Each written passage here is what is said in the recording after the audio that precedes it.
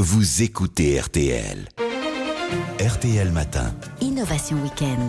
Sophie Jousselin. Sophie Jousselin, ce matin, vous nous présentez plusieurs applications très pratiques qui devraient, si ça fonctionne, permettre de réduire le temps d'attente aux caisses de magasins, par exemple, ou bien dans les administrations. Oui, alors ce sont 3 applications françaises. La première, c'est Uricat. Son but, c'est de nous donner les créneaux horaires où il y a le moins de risque de faire la queue. Elle se base sur les statistiques des entreprises, des administrations ou des lieux touristiques.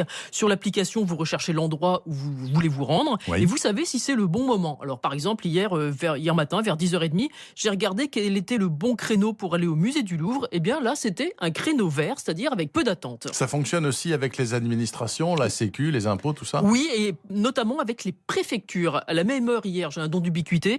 J'ai regardé combien de temps il y avait d'attente au service passeport et carte d'identité à Gap, dans les Hautes-Alpes.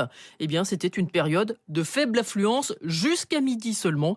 Et on peut aussi, avec cette application, connaître les temps d'attente au téléphone des services clients. Vos 2 autres applications sont, semble-t-il, encore plus innovantes. Oui, il y a par exemple JeFile. Son but, vous éviter le temps d'attente à la caisse du supermarché. Oui. Elle va donc vous repérer dans le magasin grâce à ce qu'on appelle des beacons. Ce sont des petits capteurs sans fil, c'est du Bluetooth.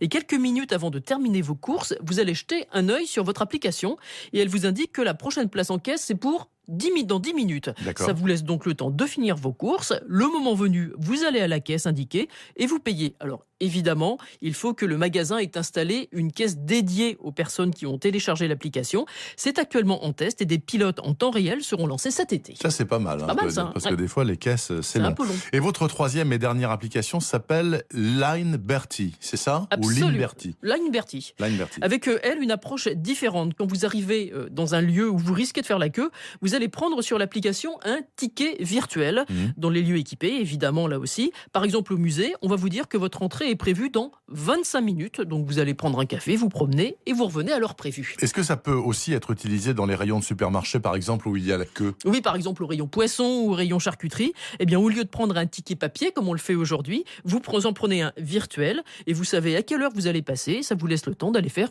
1 ou 2 autres courses. Et on peut déjà utiliser ça ? Oui, dans 2 agences Air France à Paris pour l'instant, et ça a été testé il y a quelques mois pour la visite des tours de Notre-Dame. 1500 rendez-vous ont ainsi été fixés. 90% des personnes sont entrées à l'heure prévue. C'est pas mal pour quelque chose qui débute. Et voilà, la rationalisation du temps et la meilleure utilisation du temps grâce à toutes ces applications numériques développées, elles, par Sophie Jousselin sur l'antenne Non, je les développe pas. Oui, sur l'antenne en tout d'RTL. cas, sur Je l'antenne développe d'RTL. assez peu On d'applications. peut vous réécouter, bien sûr, grâce au podcast. Je vous souhaite une très bonne semaine, Sophie. À la semaine prochaine.